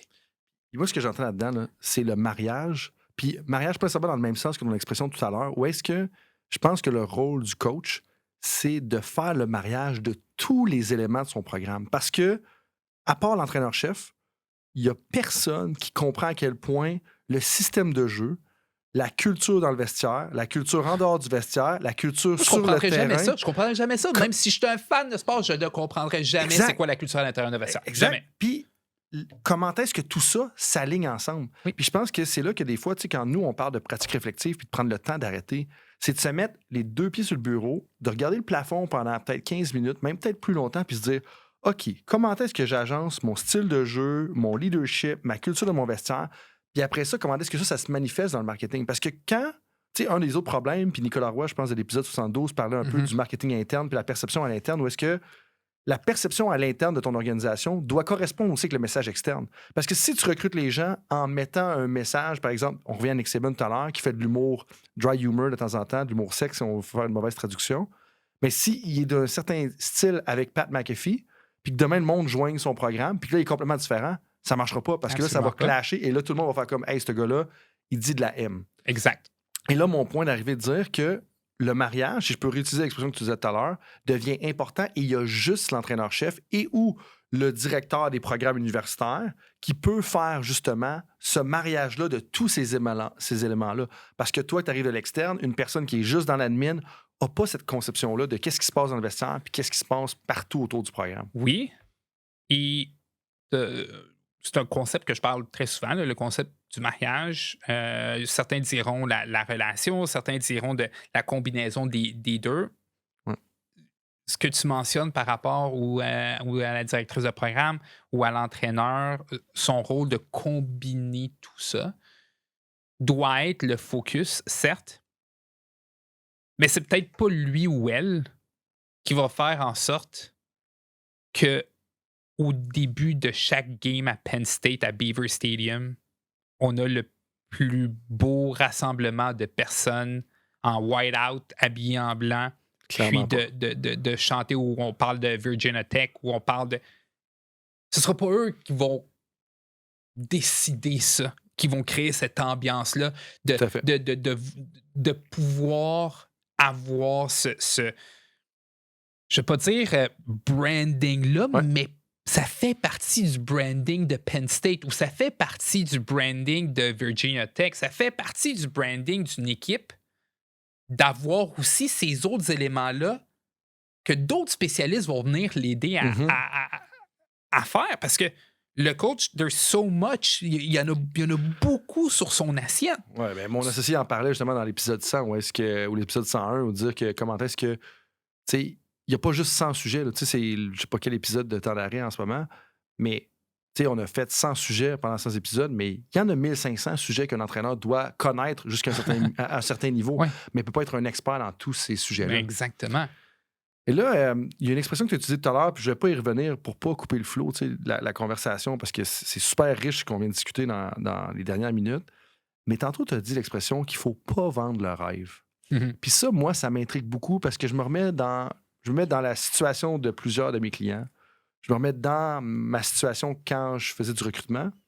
J'étais comme, mais les jeunes veulent peut-être le rêve de dire, hey, si je viens jouer chez vous, je vais peut-être être capable d'aller faire la CFL, potentiellement même, si j'ai le talent ou la génétique qui me le permet de faire la NFL. Mais pourquoi tu dis qu'il ne faut pas vendre le rêve? Good, bonne question. Là où est-ce que je fais la différence ici dans vendre le rêve, c'est probablement dans un des concepts que j'avais étudié en psychologie sociale, où est-ce que il y a une différence, du moins dans qu'est-ce que j'ai étudié maintenant de comment je la comprends, il y a une différence pour moi entre émotion et comportement. OK? Tu peux te pencher, étudier, corriger un comportement, selon moi, de A à Z, des émotions, c'est dur, c'est intuitif. Est-ce que tu peux réellement juger quelqu'un par ses émotions ou est-ce que tu peux juger par son comportement? Bon, garde ça en tête. Vendre le rêve, pour moi, c'est aussi une différence entre ne pas vendre, quand je parle de rêve, c'est ne pas vendre un comportement, mais tu peux susciter une émotion. Beaucoup trop d'entreprises, organisations essayent de vendre le rêve et ou vendre un comportement. Donc, vendre ce qu'ils ne sont pas réellement. Mais il n'y a aucun problème à susciter une émotion vive en étant qui est-ce que tu es. Me suis-tu? Ouais, t'as-tu un exemple peut-être un peu plus concret? Absolument, absolument. Donc, si par exemple, j'ai une entreprise ou une organisation qui rayonne, mais pas assez, qui mérite d'être réellement vue à l'avant-plan pour qu'est-ce qu'elle fait, pour qu'est-ce qu'elle est. Moi, j'aimerais aller vendre en mettant l'accent sur le sentiment que j'ai lorsque je vis ça. Je veux le mettre de l'avant-plan.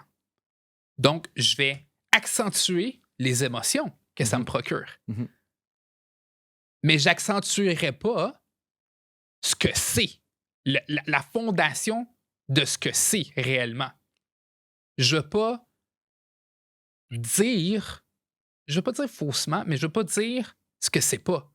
Je peux pas. Tantôt, tu as parlé de Nick Saban. Nick Saban, là, présentement, lui, il crée une émotion auprès des gens qui comprennent quel est son comportement. Mais il ne vend pas quelque chose qui n'est pas.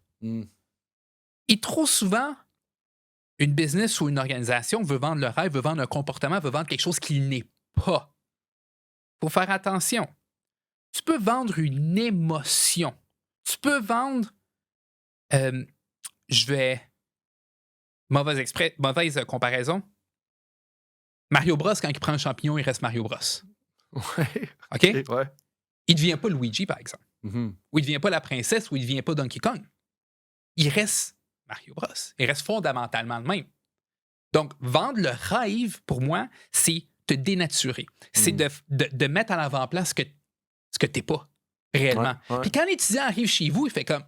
c'est pas ce que je tu m'as pensais. promis qu'il allait avoir énormément de personnes qui allaient être ici à ce collège-ci. Tu m'as promis que le collège, il y avait il était bien localisé. Tu m'as promis qu'il allait avoir un encadrement extrêmement serré parce qu'il y avait des enseignants, il y avait des coachs qui restaient jusqu'à 8 heures le soir. Ça, c'est vendre un rêve. Ouais.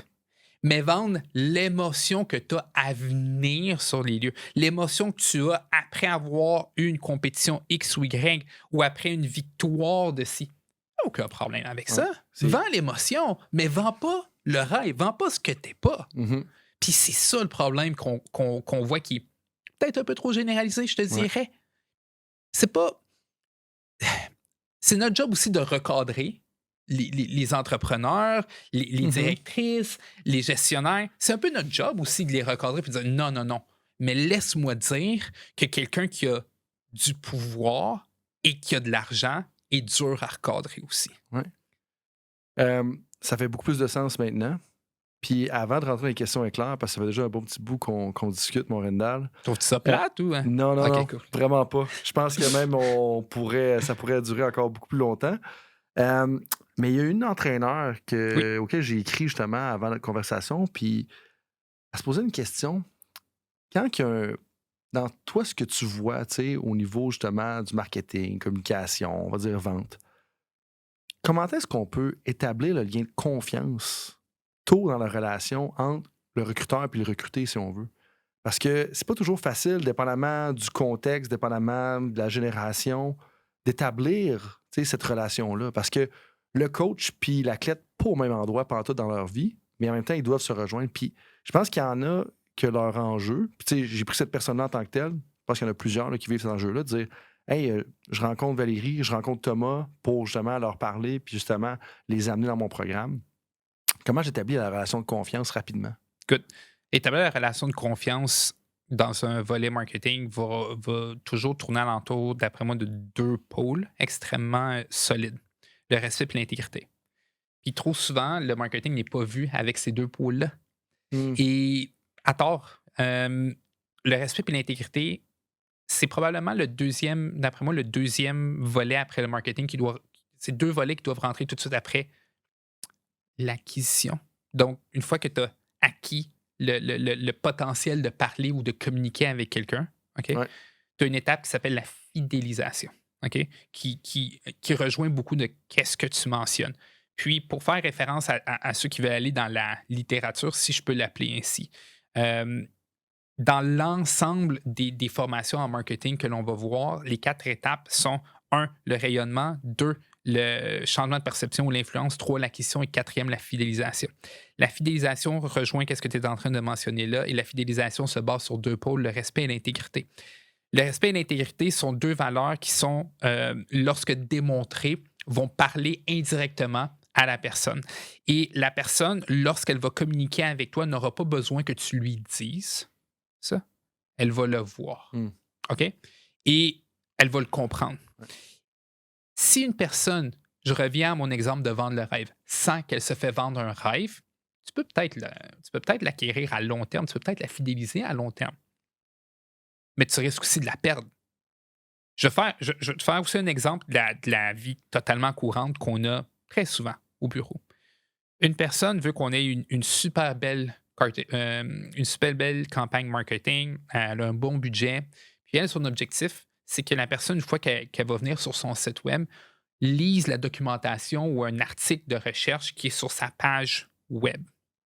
Donc, on fait une belle campagne pour dire, hey, il y a un super bel article qui parle, je ne sais pas moi, des blessures aux athlètes qui n'ont pas assez de repos. Parfait. Donc, on fait une campagne marketing axée là-dessus.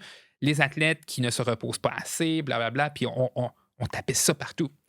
Tu arrives dans l'article, puis ça te parle uniquement des athlètes, je veux dire, très populaires, de la NHL, puis ça ne parle pas d'un athlète comme toi, qui vit des problèmes comme toi. Puis dans la campagne marketing, c'est on va parler de tes études, si tu ne dors pas assez, qu'est-ce qui arrive? Mais là, finalement, on arrive sur l'article, puis c'est telle équipe qui joue dans l'association de l'Est est avantagée parce que les voyagements sont moins présents versus les athlètes de la côte Ouest qui doivent voyager, changer d'heure, aller. Finalement, on n'a pas parlé de ce que je pensais venir sur l'article, comme avoir comme information. L'entreprise ou le média ou quoi que ce soit n'a pas respecté mon temps. On n'a pas respecté mon temps. J'ai cliqué, j'ai fait ça pour rien. Je quitte. Puis là, à la fin du mois, tu vois le rapport, puis tu vois que les gens ont passé 40 secondes en moyenne sur l'article, lorsqu'en moyenne, on aurait voulu qu'ils passent 2 minutes 30 à 3 minutes pour un article de fond sur le site web. Tu n'as pas respecté, puis tu n'as pas été intègre envers ta personne. Donc, je reviens à ça, côté marketing, pour répondre à ta question. Si le respect et l'intégrité sont véhiculés de façon indirecte et qu'on et qu'on veut établir une relation avec cette personne-là, le reste va se faire par soi-même. Ça va se faire par soi-même. On ne devrait même pas être préoccupé. En fait, la préoccupation devrait plutôt être, puis peut-être certains vont être en désaccord, si la personne, en premier lieu, accepte puis quitte par la suite rapidement. Ou s'il y a un problème par la suite rapidement. Parce que là, ça veut dire qu'il n'y a pas eu un bon fit, mais on a perdu du temps, puis on a perdu des ressources, puis on a perdu beaucoup d'investissements qu'on a fait envers cette personne-là. Donc, on est mieux de perdre ceux qui ne seront pas un bon fit dès le départ, ou peut-être au fil du temps, puis de garder la crème, puis de travailler avec eux, investir, puis eux vont devenir des représentants pour moi. Ouais.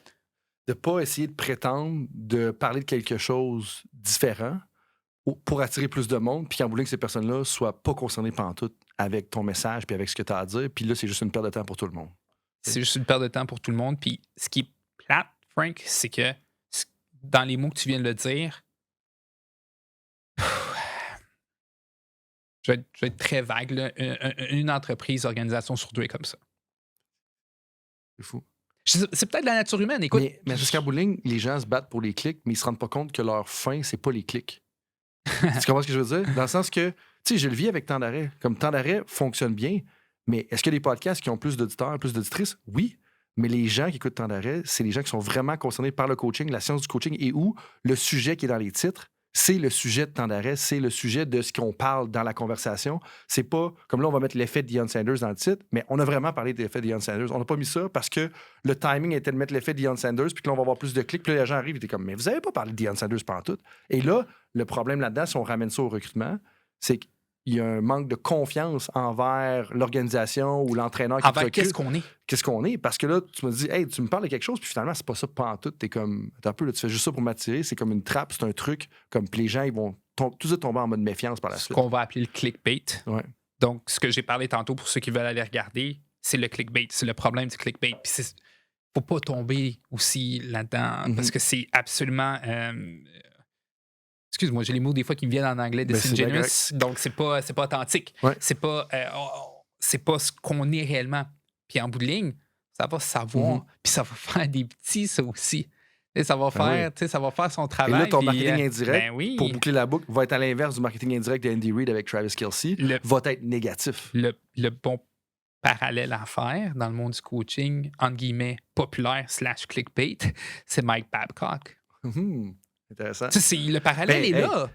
Le gars, il a écrit un livre sur la façon de bâtir une culture d'un programme gagnant. Qu'est-ce que tu penses? Puis là, qu'est-ce que tu penses que ça fait?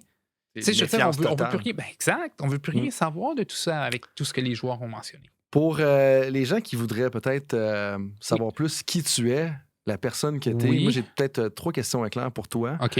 Est-ce que je suis obligé d'y répondre? Ben non, mais oui, parce que t'es là, puis c'est pas trop compromettant. Il y en a une qui va être un peu plus stressante que les autres, que tu sais pas qui s'en vient, parce que généralement, les gens connaissent au moins une ou deux des questions éclairs. Mais c'est plus pour apprendre un peu à connaître ta personnalité, la personne qui se cache derrière toute l'expertise qui a été partagée dans les dernières minutes. Puis peut-être apprendre aussi de tes erreurs, puis de tes forces. Oui. Je sais que t'en as pas fait beaucoup, là, mais si tu pouvais retourner en arrière puis te donner un conseil à toi-même, quand tu avais 22 ans, fait qu'il y a quoi, une douzaine d'années, une quinzaine d'années? Plus que ça? 15. 15 ans. 15. Ce serait quoi le conseil que tu te donnerais? 22 ans. 22 ans. OK. Disons qu'à l'âge de 22 ans, si j'avais à me voir là, en personne, là, je dirais à Randall de ce moment-là, probablement, il y a 2 éléments que je lui dirais. Le premier élément, il n'y a absolument rien de plus important dans ta vie que ta famille puis ton inner circle. Ouais. De ton cercle primaire rapproché. Ouais. Ton cercle rapproché. Ton cercle rapproché, oui. Puis je pense que pour certaines personnes, il y a diverses raisons, divers motifs qui vont être valables. OK? De mon côté, ayant grandi à Shawinigan d'un père haïtien et d'une mère mexicaine qui sont arrivés dans un milieu totalement blanc en 1991, où est-ce qu'il y avait 3 personnes de couleur, puis c'était nous 3 dans un bassin de 65 000 personnes qui travaillent dans des shops. écoute, j'avais 2 piliers, qui c'était mon père puis ma mère. Puis j'en ai créé d'autres qui sont devenus mon cercle rapproché. Puis qu'en date d'aujourd'hui, on a des conversations comme si on avait en 1995. Donc, le fait d'avoir grandi dans un milieu qui, pour moi, est minoritaire, et d'avoir gardé ces relations-là et d'avoir eu des gens qui, en un coup de fil, j'ai besoin de toi pour X et Y raison, puis qui vont faire 4 heures de route. Puis maintenant, avec ma nouvelle famille par alliance de mon épouse, qui vont faire 12 heures d'automobile pour venir aider, il n'y a rien pour moi qui est.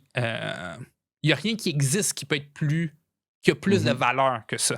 Et fort probablement que de l'avoir compris avant m'aurait aidé, et je pense que c'est là le deuxième point que je te dirais, m'aurait aidé à comprendre, à prioriser mes valeurs, à prioriser, à avoir au moins, tantôt je te dis de ne pas faire de liste, là, mais d'avoir une to-do list devant, je sais pas, avoir une échelle de priorité. Ah ouais. Du moins de l'avoir fait plus tôt. Parce que c'est quelque chose que j'ai réussi à faire. Mais je l'aurais fort probablement fait plus tôt. Je regrette absolument rien de mon parcours. Au contraire, il y a énormément que j'ai appris. Et tantôt, tu parlais d'apprendre de ses erreurs. Encore en date d'aujourd'hui, j'en fais multitude d'erreurs, mais j'ai pas peur de les faire. Puis j'ai pas peur d'apprendre puis de demander des fois des ressources nécessaires pour qu'est-ce que j'ai pas fait de pas correct. Et pour te connaître un peu plus que la moyenne, t'as pas peur des honner puis de justement t'améliorer par la suite. Puis je pense que c'est des fois les choses qui limitent les gens, c'est qu'ils font une erreur.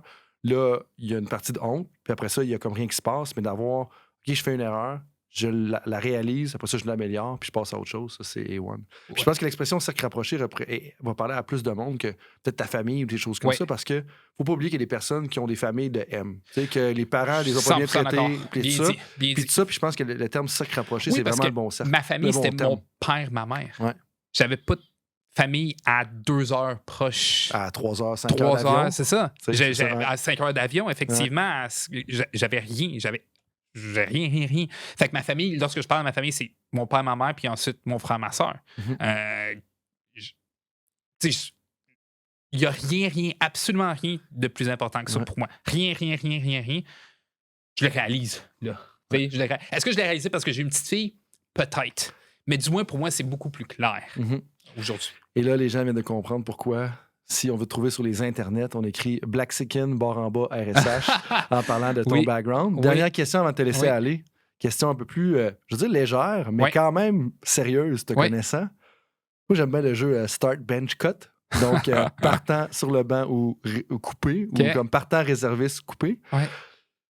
Si tu as à choisir entre la Tottenham FC, les Canadiens de Montréal et les Bengals de Cincinnati, quelle équipe est partante sur le banc ou coupée? Il faut que tu répondes à cette question-là. Tu m'as coupé les jambes, là. Il y en a juste une qui a une chance de gagner là-dedans, à court terme. Ouais. C'est vrai, puis même à ça, on va toucher du bois. Wow, OK. Tu viens de me déstabiliser. Parce que pour les auditeurs, Frank essaie de nous préparer avant. Puis celle-là, je la partage jamais avec les invités parce que c'est ma préférée. Non, mais tu sais, je veux dire, on le sent en écoutant les épisodes qu'il va y avoir quelque chose de genre. Puis tu veux pas, t'arrives sur un plateau, t'arrives sur une émission, puis tu sais qu'il va y avoir des questions auxquelles t'es pas préparé. Mais ça, c'est moyen. Je trouve le fun. OK, mon premier amour, c'est les Canadiens de Montréal. La raison principale pour laquelle mes parents se sont... C'est partant, là. C'est ça que je comprends? C'est partant. Je suis obligé de mettre partant. C'est la raison pour laquelle mes parents se sont bien intégrés. T'es un gars loyal. Oui, absolument. Oui, surtout pour les Canadiens. Mes parents sont intégrés en parlant aux gens des victoires, des défaites du Canadien de Montréal. C'était un sujet avec la météo. Mes parents, c'était les sujets qu'ils pouvaient parler. Parce que moi, je m'intéressais au match. Eux autres, par biais, se sont intéressés au match. Ensuite, je prends l'exemple de mon père, arrivé à l'hôpital, puis pouvait parler de quoi? Des Canadiens de Montréal. C'était un sujet que tout le monde voulait parler. Ouais. Donc, surtout dans les années où est-ce que j'ai grandi, 93, la Coupe Stanley, pour moi, c'est un moment extrêmement marquant. J'avais 7 ans. J'ai eu 8 ans la veille de la Coupe Stanley, puis c'est encore une fois, pour moi, un moment extrêmement marquant. Mais mon deuxième moment le plus marquant, C'est ma lune de miel avec mon épouse, où est-ce qu'on est allé voir Tottenham à Londres, qui est mon équipe de soccer préférée. Et procréation de notre petite fille, il y a eu. Si je peux m'exprimer ainsi. Ouais. Fait Y a pas de fait que j'ose dire que ma petite bien malgré qu'elle soit née à Gatineau, elle a des origines londoniennes, du nord de Londres plus précisément. Donc, la folie pour moi, Tottenham elle approche celle du Canadien. Vraiment proche celle du Canadien. J'adore la culture anglaise de soccer, beaucoup plus que celle italienne et espagnole, même si mes racines sont mexicaines, j'ai beaucoup plus d'affinité, puis même j'aurais pu me rapprocher davantage de la Ligue mexicaine, où est-ce que ma famille est fan des Chivas de Guadalajara. Le sentiment d'appartenance que j'ai avec Tottenham est extrêmement fort. Je mets les Bengals en troisième, peut-être influencé par leur début de saison, peut-être, OK? Mais mes grands amours, c'est les Canadiens, puis Tottenham, avec un beau clin d'œil aux Expos de Montréal. Tu sais, j'ai pas pensé à inclure les expos, mais ils sont pas actifs. Je pense qu'on apprend beaucoup à connaître la personnalité des gens en fonction de l'équipe pour lesquelles ils cheers. Ouais. Tu sais, comme tu sais que si les gens prennent pour les Cowboys de Dallas, Je suis un loser. Comme nos amis Alex, soit t'es un loser ou t'es Non, t'es mais désespéré. moi, avec les Bengals, avec Non, Tottenham... ben les Bengals, Canadiens. c'est pas une équipe de losers. Non, Les Canadiens ont gagné la... fin des années 80, les Bengals, c'était là. Ouais, puis les Canadiens ont quand même gagné la coupe à quelques reprises. tu sais, puis ça va Tottenham est peut-être en train de devenir les Cubs de Chicago de l'ère avant 2000. Peut-être, tu sais, je trouve qu'il y a des parallèles entre les Canadiens et les Red Sox, tu sais, où est-ce qu'il y a comme une disette. Tu sais, les Red Sox ont toujours été une bonne équipe de baseball. J'aime pas les parallèles avec Boston. Non. Mais bref, tu sais, en général, tu sais, je veux dire. En tout Oui, il y cas, en a. Il y en a, bref, effectivement. Oh, oui. On apprend à connaître les gens à travers leur équipe sportive. Rendal, merci beaucoup. Oh, merci à toi. Merci de l'invitation. Ça a passé vraiment vite. J'espère que les auditeurs ont eu du fun. Ouais. Parce qu'en bout de ligne, c'est pour les auditeurs. C'est eux autres le public cible. Je pense surtout qu'ils vont avoir appris quelque chose puis avoir beaucoup de réflexions qui vont les aider justement pour revoir leur stratégie. Je te laisse peut-être le mot de la fin et peut-être même prendre le temps à travers le mot de la fin, de spécifier comment est-ce que les gens peuvent te rejoindre. Oui, c'est gentil. Écoute, si j'avais un mot de la fin, c'est certain, je conseille à tous les entraîneurs, directrices, directeurs de programme de ne pas avoir peur d'accepter qu'on ne peut pas tout faire. Puis là, je vais parler davantage du côté marketing ou recrutement, qu'il y a des stratégies qui peuvent être mises en place. Puis, des fois, de juste aller chercher une opinion diverse ou une opinion professionnelle dans le domaine, juste à une conversation de 1 heure, peut vous aider du moins à vous ouvrir d'autres portes que vous n'aurez jamais imaginées. Vous pouvez me contacter sur... Dis-tu maintenant X ou tu continues de dire Twitter? Je continue de dire Twitter. J'ai fait exprès pour te poser la question parce que je connaissais la réponse. OK? Donc, sur X, vous pouvez me rejoindre à Blaxican, BLAXICAN, barre en bas, RSH, mes initiales, Rendal Sylvain Hernandez. C'est la meilleure façon de me rejoindre. Si jamais quelqu'un a accès à mon numéro de téléphone, les chances que je réponde, François, tu le sais, sont de 0. Pour moi, je pense que tu réponds un petit peu plus que la moyenne. Il faut pas le dire en public. Faut pas le dire en public, ça, c'est vrai. C'est vrai. Audrey va l'entendre. Ceci étant dit, tout le monde, merci beaucoup d'avoir été là pour un autre épisode de Temps d'arrêt. Et là-dessus, je vous dis à la prochaine. Salut tout le monde, c'est Coach Frank avec un petit rappel pour vous avant que vous partiez pour vos autres projets de la journée, que ce soit une pratique ou un entraînement. Est-ce que vous voudriez recevoir une petite réflexion de ma part par courriel? Est-ce que vous aimeriez ça vous faire challenger dans votre travail? Si oui, bien, la réflexion du coach est pour vous.